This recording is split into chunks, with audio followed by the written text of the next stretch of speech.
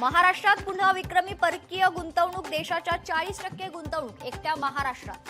मुख्यमंत्री देवेंद्र फडणवीसांनी पोस्ट करत दिली माहिती.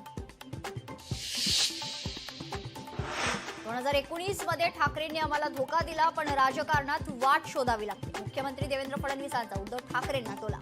तर फडणवीसांनी नीतिमूल्य का जपली नाहीत, संजय राऊतांचा सवाल.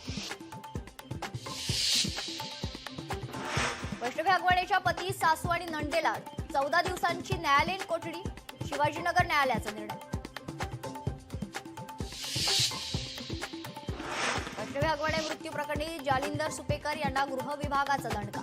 नाशिक, छत्रपती संभाजीनगर, नागपूर या 3 कारागृहांचा उपमहानिरीक्षक पदाचा अतिरिक्त कारभार काढला. अनिल कसपटे यांनी हगवणेच्या वकिलांचे सर्व आरोप फेटाळले. विषयाला कलाटणी देण्यासाठी वैष्णवीच्या चारित्र्याबाबत चुकीची वक्तव्य. अनिल कसपटेंचा आरोप.